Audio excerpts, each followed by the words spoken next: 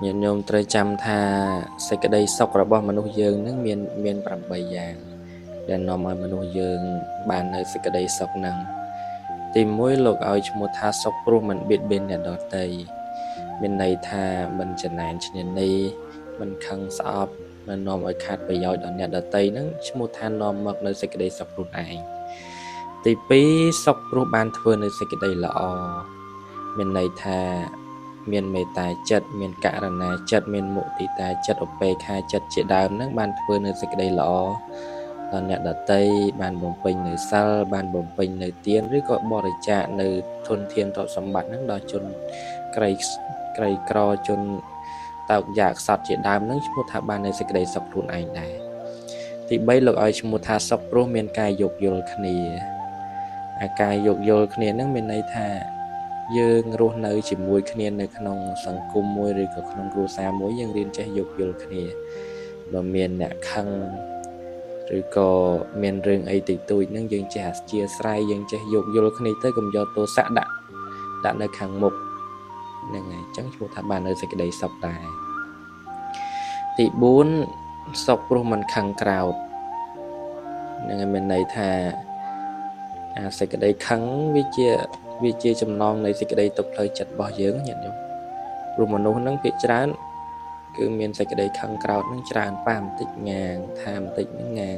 ពេលខ្លះគាត់តែគេប្រាប់ឲ្យល្អហ្នឹងក៏ខឹងគេដែរ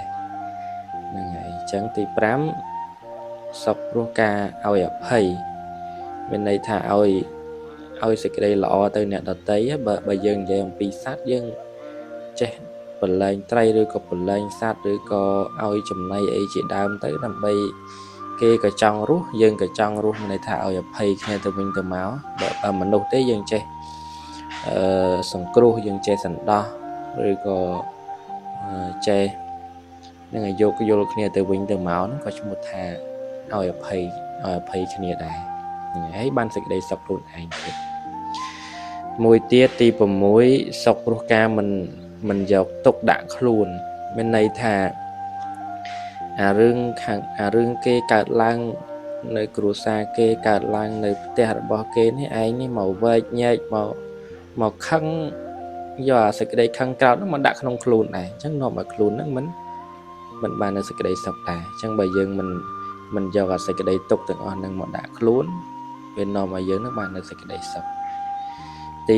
7សុខព្រោះមានបញ្ញាយល់ដឹងការពិតមានន័យថាយើងបានស្ដាប់នៅព្រះធម៌យើងដឹងថាអូព្រះធម៌បានដឹកនាំឲ្យសត្វ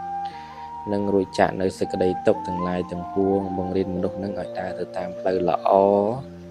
ហើយចេះគិតមានបញ្ញាច្រើនតាមរយៈការសិក្សាស្វែងយល់ព្រះធម៌នឹងក៏នាំឲ្យខ្លួនឯងនឹងបាននៅសេចក្តីសុខដែរជាចុងក្រោយទី8ហ្នឹងសុខព្រោះឈ្នះលើចិត្តខ្លួនឯងឈ្នះលើចិត្តខ្លួនឯងនេះមានន័យថាចិត្តដែលត្រូវ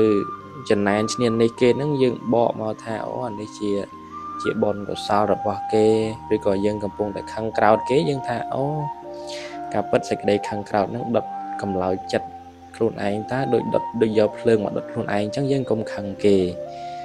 ហ្នឹងហើយបើយើងកំពុងតែរស្អប់អ្នកនេះឬក៏អូឃើញអ្នកនេះមិនល្អអ្នកនេះអញ្ចេះអូយើងកុំយកអារឿងទាំងអស់ហ្នឹងមកដាក់នៅក្នុងខ្លួនឈ្មោះថាឈ្នះលើចិត្តខ្លួនឯងហ្នឹងហើយបាននៅសេចក្តីសុខដោយធម៌8យ៉ាងហ្នឹងសូមអនុមោទនា